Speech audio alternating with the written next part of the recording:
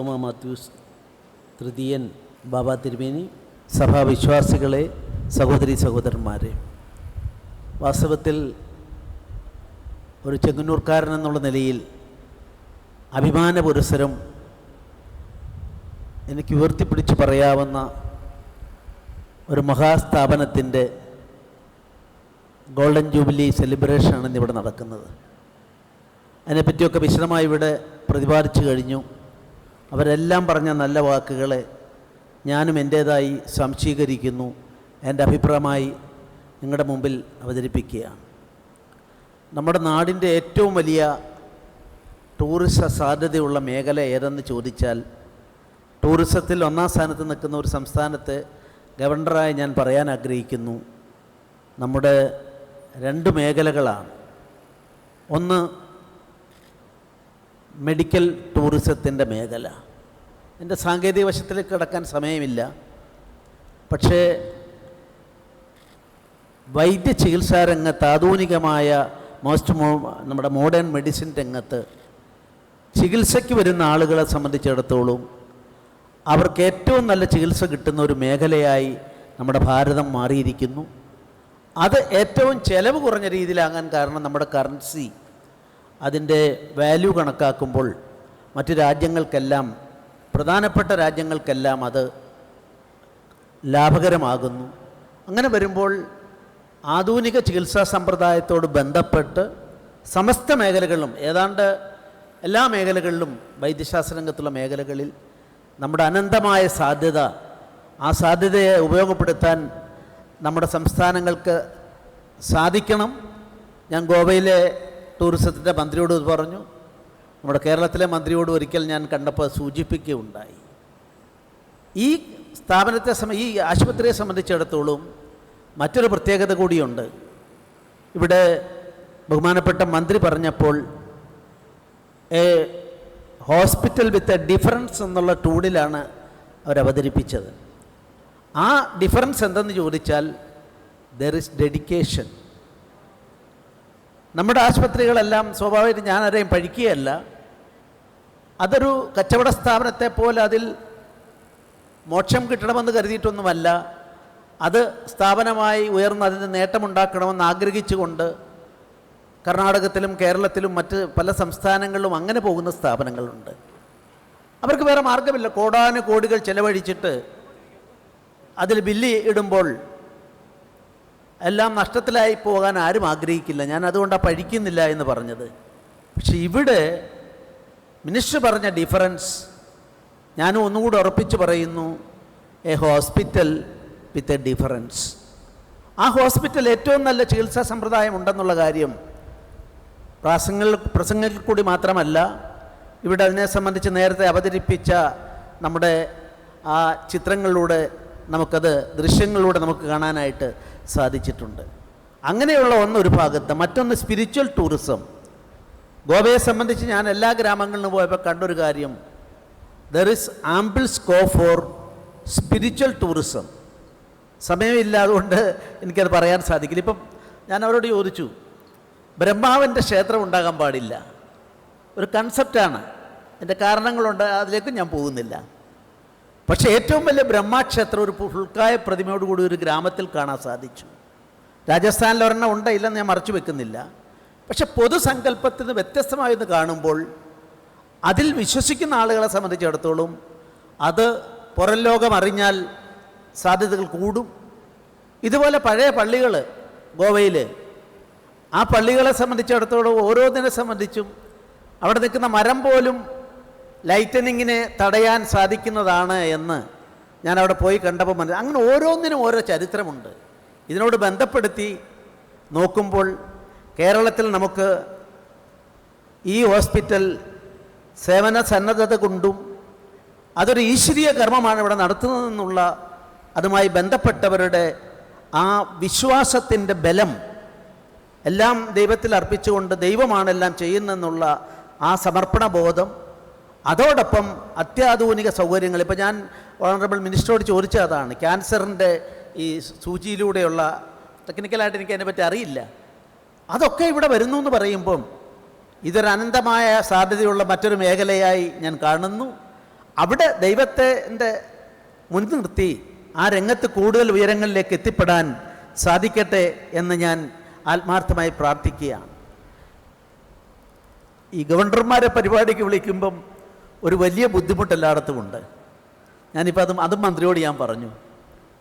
ഇന്നലെ ഞാനും പരിശുദ്ധ കാതോലിക്ക ബാവ തിരുമേനിയും ഒക്കെ പങ്കെടുത്ത ഒരു പരിപാടി ഉണ്ടായിരുന്നു. അപ്പം മിനിറ്റ്സ് ബൈ മിനിറ്റ്സ് പ്രോഗ്രാം വരുമ്പോൾ 1 മണിക്കൂർ മതി. അങ്ങനെ പാടുള്ളൂ എന്നാ ഗവർണർമാരുടെ നിഷ്കർഷയാണ്. രാഷ്ട്രപതി, ഉപരാഷ്ട്രപതി, പ്രൈം മിനിസ്റ്റർക്ക് അതില്ല, ഗവർണർ.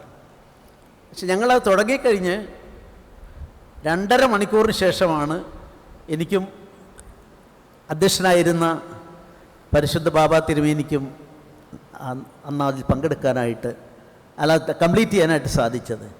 പക്ഷെ എനിക്കൊരു വലിയ ഭാഗ്യമുണ്ടായി. അദ്ദേഹം ഇന്നലെ അവിടെ പറഞ്ഞു, ഞാൻ ശ്രീധരൻപിള്ളയോടൊപ്പം പങ്കെടുക്കുന്ന 32ാമത്തെ പരിപാടിയാണ്. അത് ഓർത്ത് വെച്ച് എന്നോടുള്ള സ്നേഹം ഞാൻ നന്ദി രേഖപ്പെടുത്തുന്നു. എന്നിട്ട് അദ്ദേഹം നടത്തിയൊരു പ്രസംഗത്തിൽ എന്നെപ്പറ്റിയൊക്കെ നല്ല നിലയിലുള്ള അദ്ദേഹത്തിൻ്റെ അഭിപ്രായം പറഞ്ഞു. മറ്റ് 2 തിരുമേനിമാരും 2 സഭകളുടെ ഏറ്റവും ഉന്നതന്മാരായ ആളുകളും അവിടെ ഉണ്ടായിരുന്നു. അവരെല്ലാം പറഞ്ഞപ്പോൾ ഞാൻ പറഞ്ഞു, it's A blessing, A divine blessing ഇന്ന് കിട്ടിയ ദിവസമാണെന്ന് പറഞ്ഞുകൊണ്ടാണ് ഞാൻ തുടങ്ങിയത്. പക്ഷെ അദ്ദേഹത്തിൻ്റെ പ്രസംഗത്തിൽ വീണയും ഞാനുമൊക്കെ രാഷ്ട്രീയ പശ്ചാത്തലമുള്ള ആളുകളെല്ലാം, ബഹുമാനപ്പെട്ട MLA എല്ലാം ചിന്തിക്കേണ്ടത്, അദ്ദേഹം ഇന്നലെ സഭാധ്യക്ഷനായിട്ട് പരമോന്നത പദവിയുള്ള അധ്യക്ഷൻ്റെ അതിനേക്കാൾ മാറി ഒരു പൊളിറ്റീഷ്യൻ അല്ല അദ്ദേഹം, പക്ഷെ ഒരു രാഷ്ട്രതന്ത്രജ്ഞൻ്റെ ഭാഷയിൽ ഇന്നലെ സംസാരിച്ചത് കൊണ്ടാണ് ഞാൻ എൻ്റെ ആത്മമിത്രമായ സഭാ സെക്രട്ടറിയോട് കണ്ടപ്പോൾ രാവിലെ ഇവിടെ വെച്ചത് പറയാനിടയായത്. അദ്ദേഹം പറഞ്ഞു, what is positivism, what is negativism. അദ്ദേഹത്തിന് അനുവദിച്ചതിനേക്കാൾ അല്പം കൂടുതൽ സമയം എടുക്കുകയും ചെയ്തു. ഞാനും എടുത്തു. തിരുവേനി എന്തായാലും സമയം എടുത്തല്ലോ, അതുകൊണ്ട് ഞാനും 10 മിനിറ്റ് 20 22 മിനിറ്റോ എടുക്കുകയുണ്ടായി. അതിൽ അദ്ദേഹം പറഞ്ഞൊരു കണക്കുണ്ട്. പോസിറ്റീവിസമാണ് അൾട്ടിമേറ്റ്ലി ജയിക്കുക. ആ പോസിറ്റീവിസം 50, 60, 70% വരെ ഉണ്ടാവും സമൂഹത്തിൽ. അതിനെ ആരാഞ്ഞെടുക്കാൻ ആർക്ക് സാധിക്കും? നെഗറ്റീവിസത്തിന് പബ്ലിസിറ്റി ഉണ്ടാവും, പക്ഷെ ആ നെഗറ്റീവിസം ദൈവികമാണോ, നെഗറ്റീവിസത്തിലാണോ ഒരു സമൂഹം പോകട്ടെന്നുള്ള ചോദ്യം അദ്ദേഹം ചോദിച്ചു. ഞാൻ ഓർത്തു പോയത് ഗാന്ധിജിയുടെ വാക്കുകളാണ്.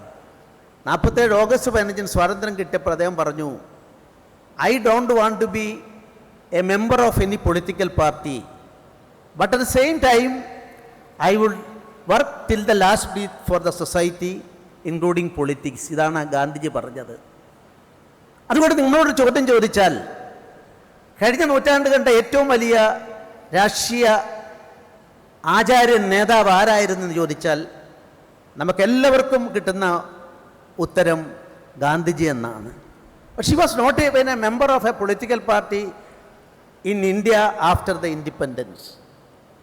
ലോകനായക ജയപ്രകാശ് നാരായൺ 48 അദ്ദേഹത്തോട് നെഹ്റുജി വിളിച്ചു, you come and join with my ministry. അതേ പറഞ്ഞു, ഒരു ലെറ്റർ എഴുതി. എന്നിട്ട് അതിൽ പറഞ്ഞു, you will be the future prime minister of India. Nehruji Jayaprakash നാരായണന് എഴുതിയ കത്താണ്. അദ്ദേഹത്തിൻ്റെ മറുപടിയും ഇതുപോലെ തന്നെയായിരുന്നു, I want to serve the people but I don't want any post എന്ന് പറഞ്ഞത് ഞാൻ ഓർക്കുകയാണ്. ബഹുമാനപ്പെട്ട MLAയും ശ്രീധരൻപിള്ളയും വീണ ജോർജും എല്ലാം ചിന്തിക്കേണ്ടത്, അധികാരം who is supreme in Indian system. ഞാനൊരു ഭരണഘടനയിൽ ഒരു വകുപ്പ് മാത്രം പറയാം, സമയക്കുറവാണ്, അതുകൊണ്ട് ഒരുപാട് പറയേണ്ട വിഷയമാണ്. 395 ലാസ്റ്റ് പ്രൊവിഷൻ അതിൽ എഴുതി ചേർത്തു. എഴുതി ചേർത്തത് നിയമജ്ഞനായ MLAയ്ക്കും എനിക്കുമെല്ലാം അറിയാം, ഒരു നിയമം റദ്ദു ചെയ്താൽ അതോടനുബന്ധിച്ചുണ്ടാകുന്ന റൂൾസും നോട്ടിഫിക്കേഷൻസും എല്ലാം പോകുമെന്നാണ് നമ്മുടെ രാജ്യത്തെ ആംഗ്ലോ സാക്സൺ നിയമത്തിൻ്റെ അടിത്തറ. പക്ഷേ എന്നിട്ടും 395 വകുപ്പ് ആരും ചർച്ച ചെയ്യാത്തതാണ്. ഇതുവരെ ആരും ചർച്ച ചെയ്തിട്ടുണ്ടാവുമെന്ന് എനിക്ക് തോന്നുന്നില്ല. അത് ഇന്ത്യക്ക് പരമാധികാരം ലഭിച്ചുകൊണ്ടുള്ള, സ്വാതന്ത്ര്യം നൽകിക്കൊണ്ടുള്ള ബ്രിട്ടീഷ് പാർലമെൻറ്റ് പാസ്സാക്കിയ നിയമത്തെയാണ്. ദാറ്റ് സ്റ്റാറ്റ്യൂട്ട് അതിനെ റിപ്പീൽ ചെയ്തിരിക്കുന്നു, ഇല്ലാതാക്കിയിരിക്കുന്നു. നിയമപരമായി വലിയ പ്രത്യാഘാതമുള്ള ഒന്നാണെങ്കിലും അന്നത് ചെയ്തിരുന്നില്ലെങ്കിൽ ഇന്ത്യയുടെ സ്വാതന്ത്ര്യം, നമ്മുടെ സ്വാതന്ത്ര്യം ബ്രിട്ടൻ്റെ ഗിഫ്റ്റായി ദാനമായി മാറുമായിരുന്നു. അപ്പം അവർ ആലോചിച്ചു, പിന്നെ ആരായി ഭരണഘടന എങ്ങനെ ഉണ്ടാവണം? അവിടെയാണ് വി ദ പീപ്പിൾ എന്ന് തുടങ്ങിയിട്ടുള്ള അതിൻ്റെ തുടക്കത്തിൽ എഴുതി ചേർക്കാൻ ഇടയായത് ആ സാഹചര്യത്തിലാണ്. അതുകൊണ്ടാണ് ഞാൻ പറഞ്ഞത്, എന്നോടെല്ലാവരും ചോദിക്കും, ഞാൻ ഈ പ്രോട്ടോക്കോളിന് വലിയ പ്രാധാന്യം കൊടുക്കാതെ ഇങ്ങനെയൊക്കെ ഗ്രാമങ്ങളിൽ പോന്നു, രാജ്ഭവനിലേക്ക് എല്ലാവർക്കും വരാം. കാരണം ഇത് കുറച്ച് ദിവസമൊക്കെ പദവി ഉണ്ടാവും, പദവി ഇല്ലാതായാലോ, പദവി ഇല്ലാതെ ജീവിക്കുക. അപ്പം നമ്മൾ ആരാണ് സുപ്രീം? ഗവർണറായാലും മന്ത്രിയായാലും MLA ആയാലും we are the servants of the people. ഈ ഒരു അർത്ഥത്തിൽ ഇന്നലെ അദ്ദേഹം പറഞ്ഞപ്പോൾ ഒരു രാഷ്ട്രതന്ത്രജ്ഞൻ, ഒരു ഫിലോസഫർ, അങ്ങനെ ഒരു പ്രസംഗം അദ്ദേഹത്തിൻ്റെ എനിക്ക് വളരെ ഹൃദ്യമായി തോന്നി. ഞാൻ അതിവിടെ പറഞ്ഞുകൊണ്ട് തന്നെ, ഈ ആശുപത്രിയിൽ ഞാൻ പലപ്പോഴും വന്നിട്ടുണ്ട്. പൗലോസ് തൃതീയൻ തിരുമേനിയുടെ ചികിത്സ സംബന്ധിച്ച് നടക്കുമ്പം ഞാൻ എപ്പോൾ വിളിച്ചാലും അദ്ദേഹം ആരെയും വിസിറ്റേഴ്സ് കണ്ടില്ലെങ്കിലും എന്നോട് വരാൻ പറയുമായിരുന്നു. അതുകൊണ്ട് ഈ ഭാഗത്ത് എവിടെ പോകുമ്പോഴും അദ്ദേഹത്തിൻ്റെ ആരോഗ്യനില അറിയാനായിട്ട് ഒരു 4-5 തവണ ഞാനിവിടെ വന്നിട്ടുണ്ട്. ഞാനൊരു കാര്യം അന്ന് നോട്ട് ചെയ്തു. അദ്ദേഹത്തോട് സംസാരിച്ചപ്പം വളരെ അദ്ദേഹം പിശുക്കിയാണ് വാക്കുകൾ ഉപയോഗിച്ചതെങ്കിലും അദ്ദേഹം ആരൊക്കെയോ അമേരിക്കയിൽ പോയി ചികിത്സിക്കണമെന്ന് പറഞ്ഞപ്പോൾ ആ ചികിത്സാ പദ്ധതിയൊക്കെ നിങ്ങൾ എടുത്തോളൂ, പക്ഷേ എനിക്ക് ഈ ഹോസ്പിറ്റലിൽ കിടന്ന് തന്നെ ചികിത്സ മതിയെന്ന് പറഞ്ഞപ്പോൾ ഞാൻ പറയാൻ ആഗ്രഹിക്കുന്നു, അദ്ദേഹം ഈ ഹോസ്പിറ്റലിനെ അദ്ദേഹം എത്രമാത്രം ഇഷ്ടപ്പെട്ടിരുന്നു, എത്രമാത്രം അതിൽ അദ്ദേഹത്തിൻ്റെ വിശ്വാസം സമർപ്പിച്ചിരുന്നു എന്നുള്ളതാണ്. അതാണ് വാസ്തവത്തിൽ നമ്മുടെ രാജ്യത്തെ സംബന്ധിച്ചിടത്തോളം ഈ സഭയുടെ ഒരു തിലകക്കുറിയായി ഈ ആശുപത്രി മാറുന്നു. അത് പൊതുസമൂഹത്തിൻ്റെ കൂടിയായി മാറുന്നു എന്നുള്ളതും പ്രത്യേകതയാണ്. വീണ ജോർജ് ഇവിടെ പറയുകയുണ്ടായി, അത് പിന്നെ പരിശുദ്ധ കാതോലിക്ക ബാബ തിരുമേനിയുടെ പ്രസംഗത്തിൽ വിഷമം അനുഭവിക്കുന്ന ആരെങ്കിലും ഉണ്ടെങ്കിൽ അവരെ ചികിത്സിക്കണമെന്ന് പറയുമ്പോൾ ഞാൻ പറയുന്നു, യഥാർത്ഥ ക്രിസ്ത്യ ജീവിതത്തിൻ്റെ പൊരുൾ അതാണ്, യഥാർത്ഥ ആത്മീയ ജീവിതത്തിൻ്റെ പൊരുൾ അതാണ്. ആ പൊരുൾ മുൻനിർത്തി മുന്നോട്ട് പോകാൻ സാധിക്കട്ടെ. ഈ സ്ഥാപനത്തിന് എല്ലാവിധ ആശംസകളും അർപ്പിച്ചുകൊണ്ട് ഞാൻ നിർത്തുന്നു. അതോടൊപ്പം മാധ്യമ സുഹൃത്തുക്കളുടെ ഒരു വാക്ക് എന്നോടിപ്പം ബൈറ്റ് തരണമെന്ന് പറഞ്ഞ് എന്നെ സമീപിച്ചു. ഞാനൊരു വാക്ക് ഞാൻ പറഞ്ഞാൽ ബൈറ്റിനില്ല എന്ന് പറഞ്ഞാണ് ഇവിടേക്ക് കയറിയത്. ഇന്നലെ ഞാൻ ആലങ്ങാട് അവിടെ മാർ ബോസ് പുത്തൂർ ഇന്ത്യയിലെ ആദ്യത്തെ ഇന്ത്യക്കാരനായ ബിഷപ്പിനെ നിശ്ചയിച്ചതാണ്. പക്ഷെ അദ്ദേഹത്തിന് എൻ്റെ ഇപ്പോഴത്തെ സംസ്ഥാനത്ത് വെച്ച് അദ്ദേഹത്തിന് ജീവൻ നഷ്ടപ്പെടാനിടയായി.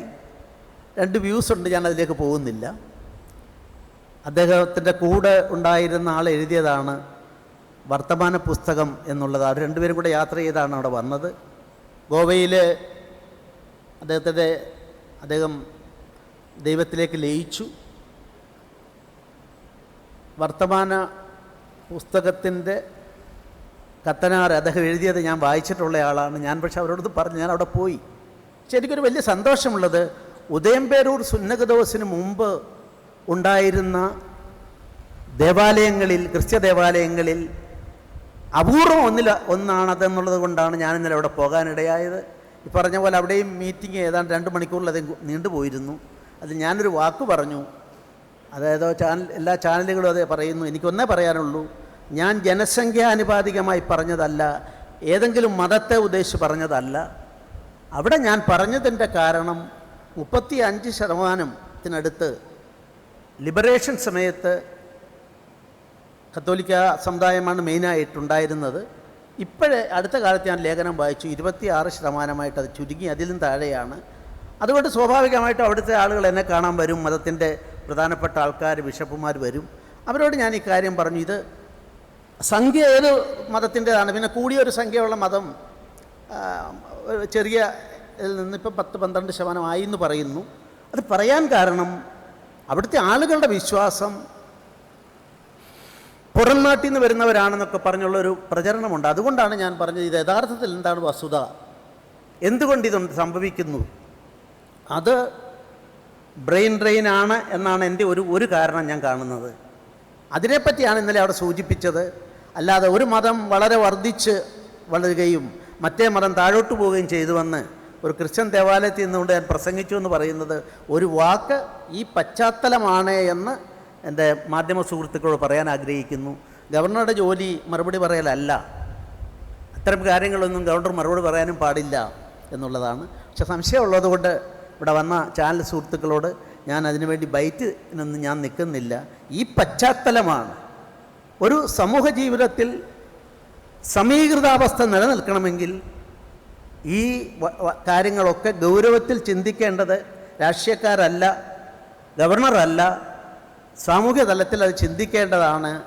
ഇതിനെ ഇംബാലൻസ്ഡ് ഗ്രോത്ത്, ആ ഗ്രോത്തിലും ബ്രെയിൻ ഡ്രെയിനിലുമൊക്കെ കൂടുതൽ ചർച്ച ഉണ്ടാകണമെന്നുള്ളതിൻ്റെ പശ്ചാത്തലത്തിലാണത് പറഞ്ഞത്. അത് പറഞ്ഞത് ഈ ദേവാലയത്തിലെ ഈ മാർ ബോസ്കോ പുത്തൂർ അദ്ദേഹം ഗോവയിൽ വെച്ചാണ് ജീവൻ നഷ്ടപ്പെട്ട അവസ്ഥയിലെത്തിയത്. ഇല്ല, അദ്ദേഹം തിരിച്ചിവിടെ വന്ന് പോർച്ചുഗീസ് രാജ്ഞിയുടെ അപ്പോയിൻമെൻറ്റോ അതല്ല മാർപ്പപ്പയുടെ അപ്പോയിൻമെൻറ്റോ, ഇത് രണ്ടിലേത് ശരിയെന്നുള്ള തർക്കത്തെക്കുറിച്ച് ഞാൻ വായിക്കാനിടയായ ഒരാളാണ്. പക്ഷെ അതല്ല പ്രശ്നം. ആ പ്രശ്നത്തിലേക്കേ അല്ല ഞാൻ പോയിട്ടുള്ളത്. മറിച്ച് ഗോവയിൽ ജീവൻ നഷ്ടപ്പെട്ട ഒരാളുടെ അദ്ദേഹത്തിൻ്റെ ശവമടക്കിയ സ്ഥലത്ത് നിന്നും 1961 ഈ ദേവാലയത്തിൽ കൊണ്ടുവന്നത് അവിടെ സ്ഥാപിച്ചിട്ടുള്ളതായിട്ടും എനിക്കറിയാം. ഞാൻ ആ ഒരു അർത്ഥത്തിലാണ് അവിടെ പറഞ്ഞത്. സംശയമുള്ള മാധ്യമ സുഹൃത്തുക്കൾ അതിനെപ്പറ്റിയൊക്കെ പഠിക്കാൻ ശ്രമിക്കുക എന്ന് മാത്രമേ എനിക്ക് പറയാനുള്ളൂ. അജ്ഞത ഉള്ള ആളുകൾ എന്ത് പ്രചരിപ്പിച്ചാലും അതിനെയൊക്കെ അർഹിക്കുന്ന അവജ്ഞയോട് നിഷേധിക്കുന്നു എന്ന് മാത്രം ഞാൻ പറയുന്നു. ഈ പരിപാടി ഔപചാരികമായി ഉദ്ഘാടനം ചെയ്തതായി എല്ലാവരെയും ഞാൻ അറിയിച്ചുകൊള്ളുന്നു. ഈ അവസരം തന്നെ നന്ദി രേഖപ്പെടുത്തിക്കൊണ്ട് ഞാൻ എല്ലാവർക്കും നന്മ നേരുന്നു. ജയ് ഹിന്ദ്, ജയ് ഭാരത്.